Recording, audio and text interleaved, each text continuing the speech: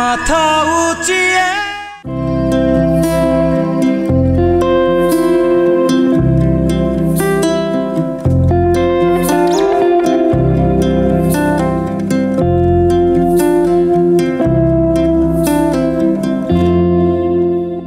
বাংলাদেশের বিভিন্ন প্রান্তে এখন কৃষির অনেক উদ্যোক্তা তৈরি হচ্ছেন।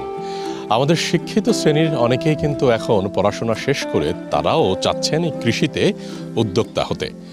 সুপ্রদর্শক, কেমন আছেন আপনারা? আশা করি খুব ভালো আছেন। আমন্ত্রণ জানাচ্ছি আপনাদেরকে এটিএন বাংলার কৃষি বিষয়ক অনুষ্ঠান মাটির সুবাসে। আর বরাবরের মতো আপনাদের সঙ্গে আছি আমি কৃষিবিদ সাব্বির সজীব। দর্শক, আপনারা জানেন মাটির সুবাসের প্রতি পর্বে হাজির হই কৃষির নানামুখী বিষয় নিয়ে।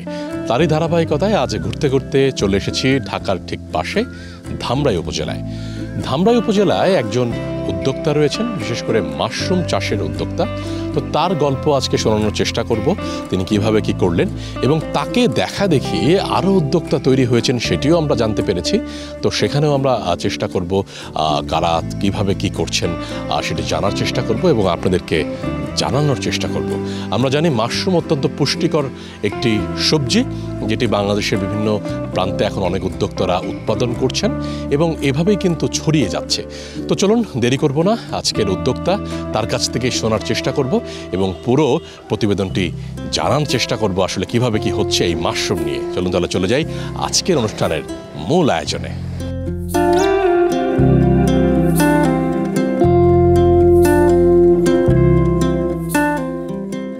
মাশরুম একটি পুষ্টিকর সবজি।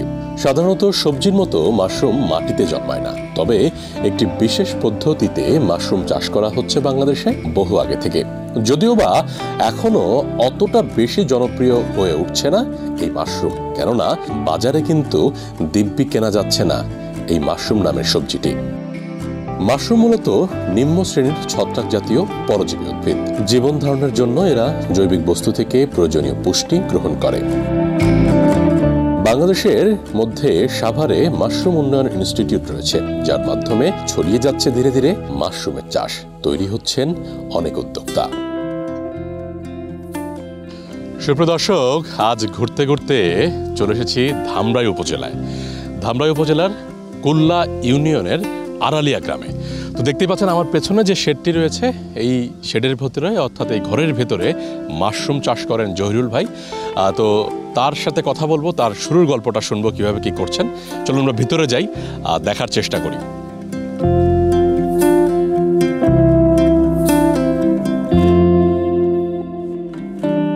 আচ্ছা জহির ভাই, শুরুর গল্পটা মানে কিভাবে শুরু করলেন এই মাশরুমের কর্মযজ্ঞটা? আমি একদিন এই যে পিটি সাহেব আছে একটা জান কাকন, ওনার একটা মিটিংয়ে আমি থাকি, মাশরুম উন্নয়ন ইনস্টিটিউটে। হ্যাঁ, ওনার থাকি। ওনার মুখে শুনি মাশরুম সম্পর্কে, তখন আমি মাশরুম সম্পর্কে কিছু জানতাম না। ওনার বলার পরে আমি মানে মাশরুমটা সম্পর্কে একটু আগ্রহ হই যে কী করা যায়। পরবর্তীতে আমি মাশরুমের সাথে যোগাযোগ করি এবং আমার পুঁজি ছিল খুবই কম, 200 টাকা পুঁজি নিয়ে আমি তখন বীজ কিনতে মাত্র 200 টাকা দিয়ে প্রথম শুরু করেন 2017 সালে। এটা 200 টাকা পুঁজি করে আমি ওইখান থেকে বীজ কিনে আনতাম। তো বীজ কিনে আনার পরে আমার যখন ফার্ম ছিল না, ছোটো করে একটা মানে ঘরের মতো ছিল, ওইখানে রাখতাম। তো ভালোই মোটামুটি প্রোডাকশন ভালোই আসে। ওগুলো আমি বিভিন্ন রেস্টুরেন্টে, বাসা বাড়িতে আশেপাশে দিতেন আর কি।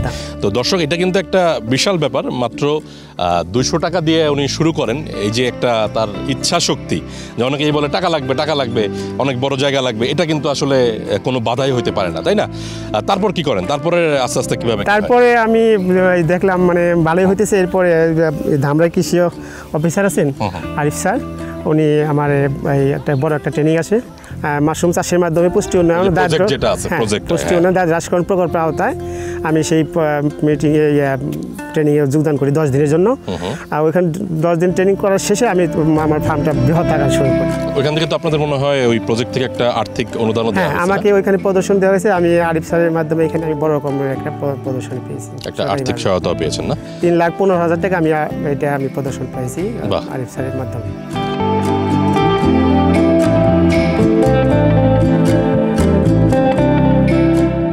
খাদ্য হিসেবে মাশরুম অতুলনীয়। প্রাচীনকাল থেকেই এর পুষ্টি সমৃদ্ধ এবং অন্যান্য ব্যাপার স্যাপার চলে আসছে বিভিন্ন পুস্তকে। প্রোটিন সমৃদ্ধ একটি সবজি হচ্ছে এই মাশরুম। সাধারণত প্রতি 100 গ্রামে 20 থেকে 30 গ্রাম প্রোটিন পাওয়া যায়। এছাড়াও vitamin C, B complex, potassium, sodium, phosphorus ও ক্যালসিয়াম সহ লৌহ রয়েছে এই মাশরুমে। মাশরুম খাওয়া অত্যন্ত ভালো ডায়াবেটিক এবং অন্যান্য রোগীদের জন্য, তবে ডাক্তারের পরামর্শ নিয়েই এটি খাওয়া উচিত। সবচেয়ে বড় ব্যাপার হচ্ছে আমাদের প্রত্যেক সুস্থ মানুষকে এই মাশরুম নিয়মিত খাওয়া উচিত। তাতে করে অনেক রোগবালাই থেকে দূরে থাকা যাবে এবং শরীরের রোগ প্রতিরোধ ক্ষমতাও অনেকাংশে বেড়ে যাবে।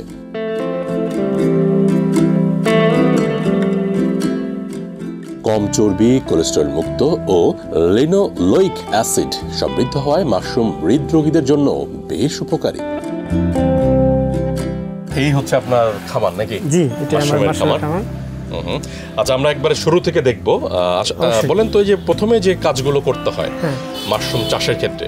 যে মাশরুম প্যাকেট তৈরির ক্ষেত্রে আমরা ব্যবহার করি আপনি 6 মিলের যে কাঠের গুঁড়াটা। এগুলো হচ্ছে কাঠের গুঁড়া না? হ্যাঁ, 6 মিল থেকে পাওয়া যায়, এটা 6 মিল থেকে না। আর প্লাস এটা আছে আপনার গমের ভুসি, যেটা গরুতে খায় সাধারণত, আমরা বাজারে পাই কিনতে। আর সাথে আছে আমি সাথে ইউজ করি হলো আপনার খড়ের টুকরা, যেগুলা খড়ের একদম কি টুকরা। এটা কি নিজে করেন না কিনতে পাওয়া যায়? এটা কিনতে পাওয়া যায়। আর প্লাস আপনি গমের ভুসি যেটা, ওটা দিয়ে আপনার 7 কেজি। 7 কেজি 100 প্যাকেটের জন্য? 100 প্যাকেটের জন্য 7 কেজি আর 1 কেজি 8 কেজি। আচ্ছা, এটা হলো আপনার কাঠের গুঁড়া, সেটা আপনার 6 মিল থেকে পাওয়া যায়। যেটা বেশিরভাগ পরিমাণ লাগতেছে যেটা। হ্যাঁ, এটা বেশিরভাগ পরিমাণ লাগবে। এটা কেজি পড়ে কত? এটা কেজি 7 টাকা, 7.5 টাকা। 7.5 টাকা। আর সাথে লাগবে আপনার 100 প্যাকেটের জন্য 100 গ্রাম ক্যালসিয়াম কার্বনেট চুন, যেটা বলি আমরা, ওটা লাগবে। ওটা মিক্স করতে হবে। আর পরিমাণ মতো পানি লাগবে। এখানে আমার সবকিছু করা আছে। তো জহির ভাই, এখানে কি করা হচ্ছে একটু বলেন তো। এখানে যে আপনার এখানে প্যাকেট তৈরি করা হইতেছে, ওই যে মিশ্রণগুলিকে প্যাকেটে ভরা হয়ে গেছে। ওটা কি ওজন করে করে প্রত্যেকটা প্যাকেটে ভরা হয়? এটা ওজন করে ভরা হয় না। প্রথমত আমরা একটা দুটো প্যাকেট ওজন করি, এরপরে একটা ধারণা আসা যায় যে এতটুকু বললে পরে আধা কেজি পরিমাণ হয়ে যাবে। আর এই প্যাকেট তৈরি হয়ে গেলে এই প্যাকেটগুলোকে আমরা সিদ্ধ হতে পারবো, ড্রামে সিদ্ধ করা হয়। ড্রামে সিদ্ধ করা হয়। এটা কি আপনার কন্টিনিউয়াসলি, মানে এখন কি প্রতিনিয়তই বানানো লাগতেছে? হ্যাঁ, এখানে আমার 2 জন কর্মচারী নিয়মিত কাজ করে। ওরা প্রতিদিনই প্রায় 200 প্যাকেটের মতো তৈরি করে, প্লাস সিদ্ধ করে। সিদ্ধ করার পরে ওগুলো পরের দিন বীজ দেওয়া। আচ্ছা জহির ভাই, এখানে হচ্ছে আপনার ওই প্যাকেটগুলো হওয়ার পর জীবাণুমুক্তকরণের কাজটা হয় নাকি? তো এটা কি প্রসেসে হচ্ছে এটা একটু বলেন তো। হ্যাঁ, এটা প্রসেসে আমার এটা ড্রামের ভিতরে পানি দেওয়া আছে 6 ইঞ্চি। 6 ইঞ্চি পানি নিচে? হ্যাঁ, নিচে 6 ইঞ্চির পর একটা বেডের মতো তৈরি করা হয়েছে। ওই বেডটার উপরে স্টিলের একটা খাঁচার মতো আর কি, ওইটার উপরে আমরা মানে ফোটা ফোটা একটা কোনো খাঁচা আছে। হ্যাঁ, ওইর উপরে আপনার প্যাকেটগুলো সাজানো। এটা অবশ্য আমি গতকালকে সিদ্ধ করছি, যে আমি এটা দেখাতে পারি। ওটা আজকে চলতেছে সিদ্ধ। এটা কি আপনার ডেইলি সিদ্ধ চলছে? ডেইলি সিদ্ধ, প্রতিদিন কোনোদিন 2 ড্রাম হয়, কোনোদিন 1 ড্রাম হয়। ওই বানানোর উপর নির্ভর করে। এটা আমার গতকালকে সিদ্ধ করা প্যাকেটগুলিকে। সিদ্ধ করার পর কতক্ষণ রেখে দিতে হয়? সিদ্ধ করার পর মিনিমাম রাখতে হবে 16 ঘন্টা। ওইখানে যেটা দেখলাম, ওখানে তো ক্যাপ ছিল না, এখানে আবার ক্যাপটা পরে পরানো। আমরা যখন এখানে আনবো তার আগে আমরা ক্যাপ পরিয়ে আনবো। ক্যাপ পরে আনবো। আমি দেখা দিচ্ছি ভিতরে একটা ক্যাপ, তারপর একটা কভার আছে, এবার তুলাও আছে। মানে সবগুলো একসাথে সিদ্ধ হয়ে গেলে মানে জীবাণুমুক্ত করার জন্য। যখন আমরা এটা বীজ দিব, ইনকুলেশন করবো, তখন ওই ইনকুলেশন চাম্পারি নিয়ে এগুলো খুলে ভিতরে বীজ দিয়ে দিব।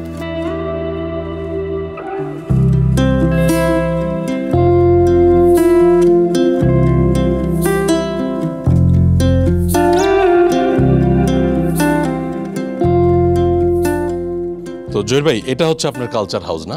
এখানে মোটামুটি কতগুলো স্পুন আছে? এখানে 20,000। 20,000 না? সব র‍্যাক করে করে রাখছেন না?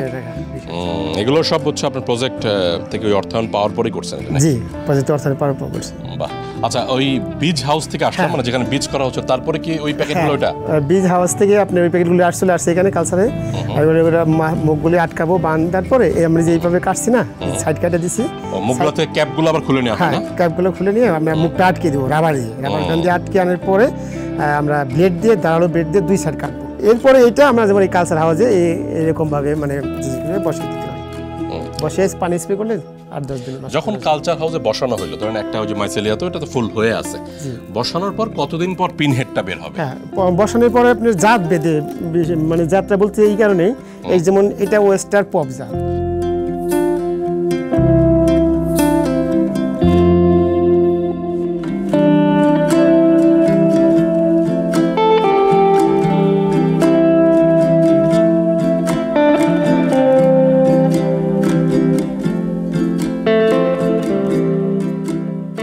সাদা যে বড় হয়েছে, এটা তো হারভেস্ট করার উপযুক্ত। হ্যাঁ, এটা হলো আপনার গরমকালের ফসল। এটা শীতকালেও হয়। এটা প্রথমবার ফলন আসছে, বেশ বড় হয়েছে। এটা হলো পিউ2 জাত। CO2 হ্যাঁ, এটা তো যে আমার তো এখানে যে দেখছেন কিরকম তাপমাত্রা আছে, একসাথে দুই পাশে হয় না? না, একসাথে দুই পাশেও হয়, অনেক সময় এক পাশে হয়, কিন্তু দেখা গেল এক পাশে হলে বেশি বড় হয়, এক পাশে বেশি বড়, আর দুই পাশে প্রায় আধা আধা, মানে সমান সমান এরকম আসে।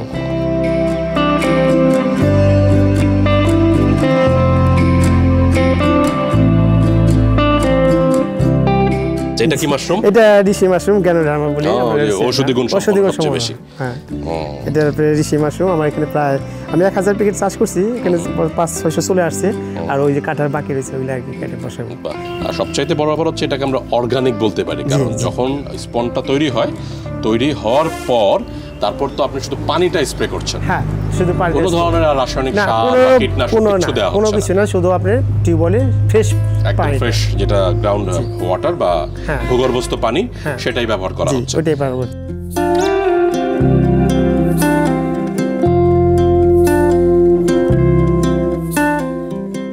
জহির ভাই, এখানে বিভিন্ন কালার দেখা যাচ্ছে, বিভিন্ন জাতের এখানে না? গরমে এগুলো গরমের জন্য, গরমের জন্য। তো এই গরমের প্রোডাকশনটা কেমন হচ্ছে মাশরুমের? গরমের প্রোডাকশনটা যদি আমরা জাতটা ঠিক মতো চেঞ্জ করে আনতে পারি, তো প্রোডাকশন একেবারে খারাপ হয় না। কারণ শীতকালে আমার এখানে যদি 20-25 কেজি প্রতিদিন মাশরুম পাওয়া যায়, কিন্তু গরমকালে আমি 15-16 কেজি পাইতেছি ডেইলি। এখন বাজার দর কেমন বিক্রি করছেন? বাজার দর এখন আমার গরমকালে আবার দামটা বেশি ভালো পাওয়া যায়, যেমন শীতকালে আমরা 250 টাকা কেজি বিক্রি করলে এখন আমরা 300 টাকা পাইতেছি। তো এটার মার্কেটিং বা বাজারজাতকরণটা কিভাবে করছেন? হ্যাঁ, বাজারজাতকরণটা আমরা এটা সকালবেলা হারভেস্ট করে ওটা ফ্রেশভাবে কাটাকাটি করে প্যাকেট করি। প্যাকেট করার পর আমাদের যে অর্ডারগুলি থাকে ওই অর্ডারগুলি পৌঁছে দিই, প্লাস আমাদের স্টল আছে, ওখানে আমরা এগুলো পৌঁছে দিই। তো ধরেন এখন আপনার শেড হচ্ছে এই একটা, পরে আবার ওটা করছেন, পেছনে যেটা দেখলাম হচ্ছে বীজের শেড, মানে মাশরুমের বীজ। তো সামনের দিকে মানে ভবিষ্যৎ পরিকল্পনা কি? আমরা এই জহির ভাইকে আরো কিভাবে দেখতে পাবো, বা আরো বাড়াবেন কিনা? আপনি তো শুধু মাশরুম বিক্রি করছেন না, বীজও বিক্রি করছেন, মানে স্পনগুলোও বিক্রি করছেন না? আমি প্রতিদিন না প্রায় মাসে প্রায় 1-2 হাজার স্পন বিক্রি হয়ে যায়। মাসে 1-2 হাজার স্পন বিক্রি, মানে ওটা থেকে একটা বাড়তি টাকা তো আসে। এখন স্পন বিক্রি হচ্ছে আধা কেজি গুলো কত টাকা করে? এখন আমি আধা কেজি, এগুলো আধা কেজি বেশি আছে, তো এগুলো আমরা বিক্রি করতেছি 20-22 টাকা।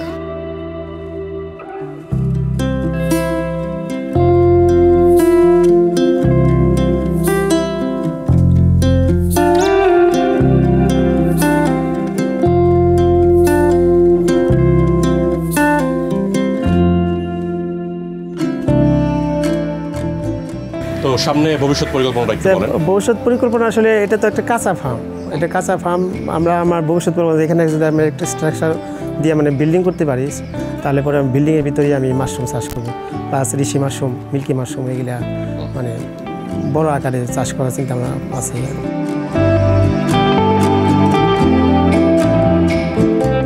বিভিন্ন রোগব্যাধিতে মাশরুমের ব্যবহার বেশ জনপ্রিয়। বাত, ব্যথা, জন্ডিস, কৃমি, রক্ত বন্ধ হওয়া কাজে মাশরুম ব্যবহার হয়ে থাকে। নিয়মিত মাশরুম থেকে শারীরিক ও মানসিক শক্তি বৃদ্ধি পায়, রক্ত সঞ্চালন বৃদ্ধি পায়, সর্দি কাশি দূর হয়। আমাদের আজকের যিনি উদ্যোক্তা জনাব জহির, তাকে দেখা দেখি অনেক উদ্যোক্তা তৈরি হচ্ছে।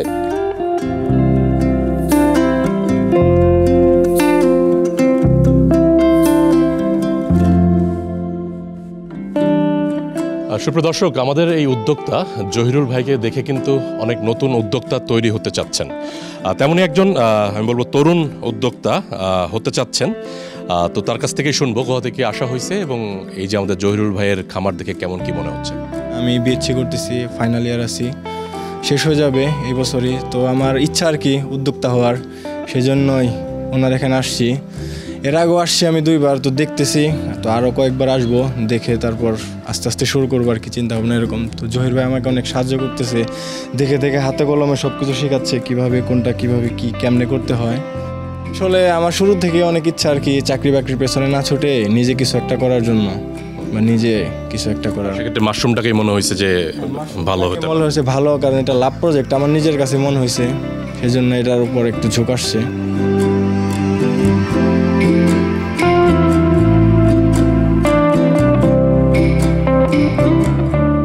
সুপ্রিয় দর্শক, কথা বলবো আরো একজন মাশরুম উদ্যোক্তার সাথে। কি নাম?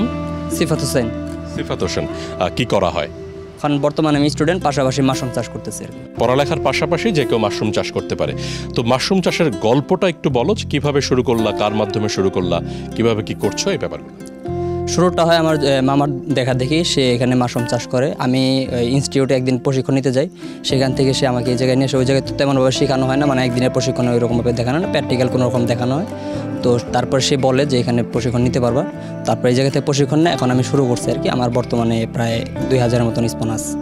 প্রোডাকশন কেমন হচ্ছে? প্রোডাকশন পার ডে 3 থেকে 4 কেজি এরকম।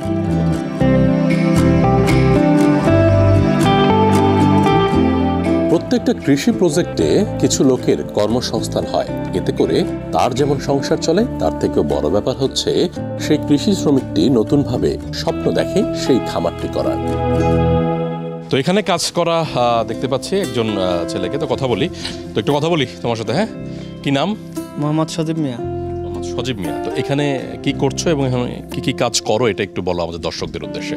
হ্যাঁ, এখানে আমরা প্রথমে আসে বসে দেয়া গোলায় পানি দেয়া, পরে স্পন তৈরি করি। এরপরে ডামে সিদ্ধ করি, সিদ্ধ করার পরে এটা বীজ দেয় ঘরে, তারপরে ঘর থেকে আরেক ফার্মে নিয়ে যায়। এই যে এখন তো মাশরুম চাষ অনেকেই করতেছে, তোমার মতো, তোমার বয়স শুনলাম প্রায় 19 বছর, তো অনেকেই কিন্তু চাষ করছে, হ্যাঁ, যুবকরা, কিশোররা। তো তোমার কি ইচ্ছা হয় না নিজে একটু মাশরুম চাষ করবো? হ্যাঁ, আমার ইচ্ছা হয়। আর শিখার পরে তারপর আমার ইচ্ছা আছে যে আমি একটা ফার্ম দিব।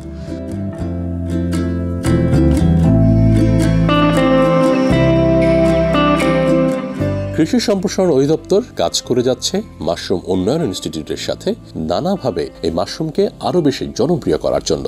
এছাড়াও এই মাশরুম থেকে উৎপাদিত শেষ পর্যন্ত যে স্পনটি থাকে, যেখান থেকে আর মাশরুম উৎপাদন হয় না, সেটি দিয়ে কিন্তু চমৎকারভাবে জৈব সার বানানো যায়, যেটি তৈরি করছেন আমাদের আজকের এই উদ্যোক্তা। চলুন এবার তবে একজন উপসহকারী কৃষি কর্মকর্তার কাছ থেকেই শোনা যাক এর বিস্তারিত।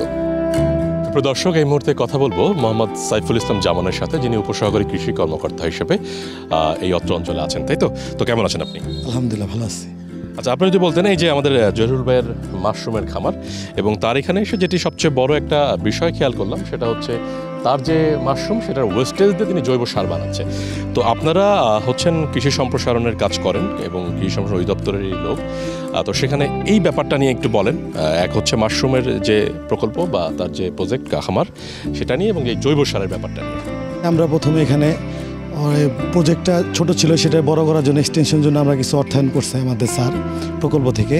সেই ক্ষেত্রে আমরা এখানে তাদেরকে কিছু টেকনিক্যাল সাপোর্ট দেই, যেমন তাদের বীজগুলা কিভাবে নষ্ট হচ্ছে এবং বীজগুলা বানাতে যায় কি কি প্রবলেম হচ্ছে, উৎপাদন করার পরে ওয়েস্টেজগুলা কি হচ্ছে, এই বিষয়গুলা। ওয়েস্টেজ দিয়ে একটা টাইকো কম্পোস্ট করার একটা প্রোগ্রাম আমরা হাতে নিই। সেইটারই একটা ফলপ্রসূ প্রচেষ্টা হিসেবে এবার আমরা এখানে 500 আদার বস্তা জহির ভাই করেছে। সেইটার মধ্যেই আমরা মাশরুমের টোটাল ওয়েস্টেজটাই এখানে ব্যবহার করে আদা চাষের জৈব সারের পরিবর্তে আমরা এখানকার মাশরুমের ওয়েস্টেজের টাই করে দিয়ে, যাতে সে জৈব সার পরিবর্তে মাশরুমের ওয়েস্টেজটা ব্যবহার করে বস্তায় আদা চাষ করতে পারে, সেটাই একটা করেছে।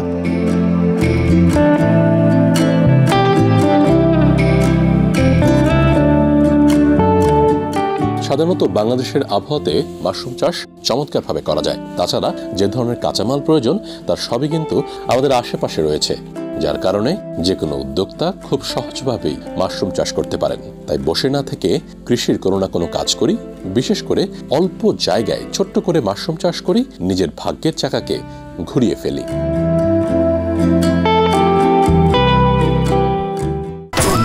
মাথা উঁচিয়ে। সুপ্রদর্শক, আজ আমরা মাটির সুবাস অনুষ্ঠানের একেবারে শেষ প্রান্তে চলে এসেছি।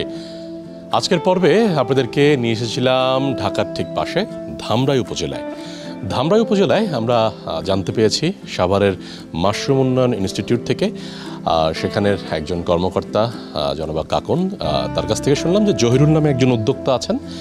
তো সেই উদ্যোক্তার গল্প কিন্তু আপনাদের সামনে আজকে তুলে ধরলাম। একটা ব্যাপার, মাশরুম চাষটা খুব অল্প জায়গায় করা যায়, এক, দুই হচ্ছে অল্প পুঁজিতেও করা যায়। এবং আমাদের জহির ভাইয়ের কাছ থেকে কিন্তু শুনতে পেলাম যে মাত্র 200 টাকা দিয়ে উনি শুরু করেছিলেন, তারপর সেই যে প্রকল্প রয়েছে সেখান থেকে অর্থায়ন পেয়ে আরও বড় করে শুরু করলেন। এটাই একটা ব্যাপার, আপনি যেটাই করুন না কেন কৃষির, আপনাকে লেগে থাকতে হবে, পরিশ্রম করতে হবে, এবং সেটা কিভাবে বাজারজাতকরণ করবেন সেই ব্যাপারটাও মাথায় রাখতে হবে। তাহলেই আপনি সফলতার মুখ দেখতে পাবেন সেই সেক্টরে। দর্শক, এভাবে হাজির হয়েছিলাম আজকে মাশরুম নিয়ে ধামরাই উপজেলা থেকে। আগামী পর্বে আবারও হাজির হব নতুন কোনো বিষয় নিয়ে। ততক্ষণ পর্যন্ত ভালো থাকুন, সুস্থ থাকুন, এটিএন বাংলার সাথেই থাকুন। সবার বড় যোদ্ধা তোরা, সবার বড় যোদ্ধা তোরা, নে রে সবার শ্রদ্ধা তোরা, নে মাথা উঁচিয়ে।